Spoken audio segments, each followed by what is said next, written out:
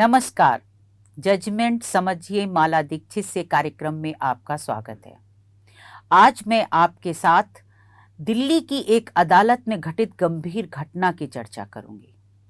बताऊंगी कि कैसे एक अभियुक्त को जब अदालत ने दोषी ठहराया तो वो अपना आपा खो बैठा और उसने जज को न सिर्फ भला बुरा कहा बल्कि जान से मारने की धमकी भी दी। इस मामले से साबित होता है कि हमारे न्यायाधीश कितने दबाव में काम करते हैं, उन पर कितना खतरा रहता है। विशेषकर निचली अदालतों के जज, निचली अदालतों के जजों पर सबसे ज़्यादा निशाने पर रहते हैं, उन पर सबसे ज़्यादा खतरा रहता है, क्योंकि वो सीधे आरोपितों और अपराधियों और अभियुक्तों से मुखातिब होते हैं। इस मामले में निचली अदालतों के जजों की सुरक्षा और उनकी गरिमा पर हमले के मामलों में तत्काल उचित कार्रवाई की जरूरत को उजागर करता है ये मामला।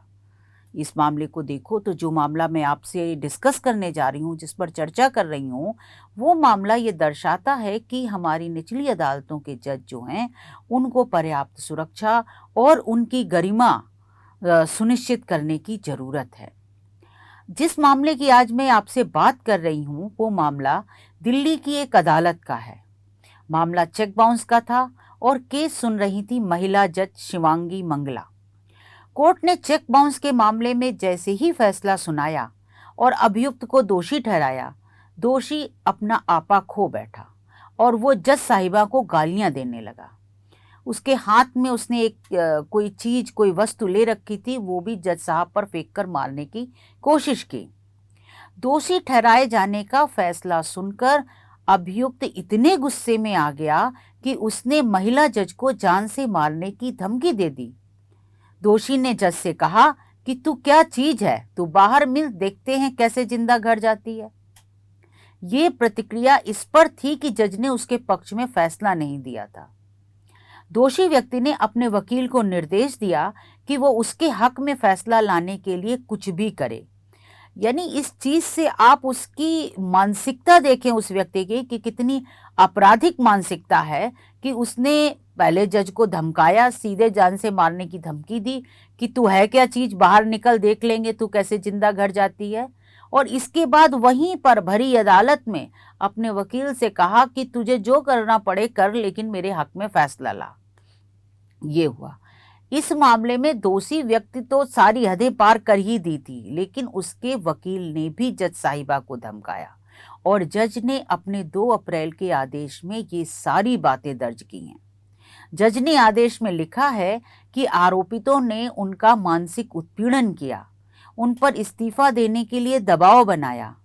दोषी और उसके वकील दोनों ने जज को प्रताड़ित किया कि वह उसे बरी कर दे, यानी उसको दोषी ना ठहराए, फैसला उसके हक में दे, उसे बरी कर दे चेक बाउंस के मामले में।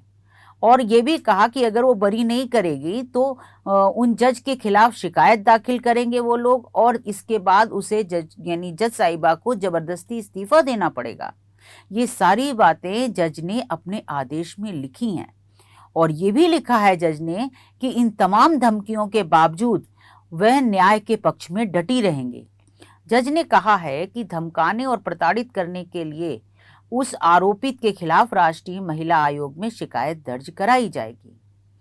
लेकिन कोर्ट ने अपने उसी फैसले में दोषी का जो वकील थे अतुल कुमार को, उनको नोटिस जारी किया है उनके अभद्र आचरण पर, और अदालत ने जो वकील को कारण बताओ नोटिस जारी करके लिखित स्पष्टीकरण मांगा है कि उसने जैसा व्यवहार अदालत में किया है उसके लिए वो स्पष्टीकरण दे। साथ में वो वकील ये भी बताएगा कि क्यों ना उसके खिलाफ न्यायालय की अवमानना का मामला चलाने के लिए ये मामला जो है वो हाई कोर्ट रेफर कर दिया जाए। यहाँ मैं अपने दर्शकों को बताना चाहूँगी कि जो हमारी निचली अदालतें हैं उनको न्यायालय की अवमानना की कार्रवाई सीधे शुरू करने का अधिकार नहीं है। कानून ये कहता कि अगर उनके यहाँ कोई भी ऐसी घटना घटती है, जैसे ये वाली घटना हम बता रहे हैं, ऐसी घटना घटती है तो वो फिर इस मामले को न्यायालय की अवमानना की कार्रवाई शुरू करने के लिए हाई कोर्ट में भेजेंगे और हाई कोर्ट में न्यायालय की अवमानना की कार्रवाई चलती है। तो इसीलिए आदेश में लिखाया है जज ने कि उस वकील से जो शोकाज नोटिस मांगा गया है कि वो ये बताए कि क्यों न उसके इस आचरण के लिए उसके खिलाफ न्यायालय की अवमानना की कार्रवाई शुरू करने के लिए ये मामला हाई कोर्ट भेजा जाए। अब ये पूरे मामले को देखा जाए तो इससे यही प्रकट होता है, ये मामला ये दिखाता है कि समाज हमारा कहाँ जा रहा है, दुस्साहस कितना बढ़ गया है कि लोग भरी अदालत में खुलेआम जज को जान से मारने की धमकी देकर चले जाते हैं, गालियां दे रहे हैं, कुछ फेंक कर मारने की कोशिश करते हैं। ये ऐसे मामले हैं जिनमें सीधे तौर पर न्यायालय की अवमानना का मामला बनता है और तत्काल कार्रवाई करने की जरूरत है। भले ही जज साहिबा ने आदेश में लिखा हो कि दोषी के अभद्र आचरण की राष्ट्रीय महिला आयोग से शिकायत की जाएगी और उसके द्वारा धमकाए जाने और प्रताड़ित किए जाने के लिए उचित कार्रवाई की जाएगी, लेकिन ऐसे मामले में महिला आयोग में शिकायत के अलावा सीधे पुलिस में एफआईआर होनी चाहिए, ताकि न सिर्फ आरोपी को उसके किए क्या दंड मिले, बल्कि व्यापक स्तर पर यह संदेश जाए कि ऐसी हरकत सभ्य समाज और कानून के शासन में बर्दाश्त नहीं की जाएगी। इस मामले पर हाईकोर्ट को भी संज्ञान लेना चाहिए।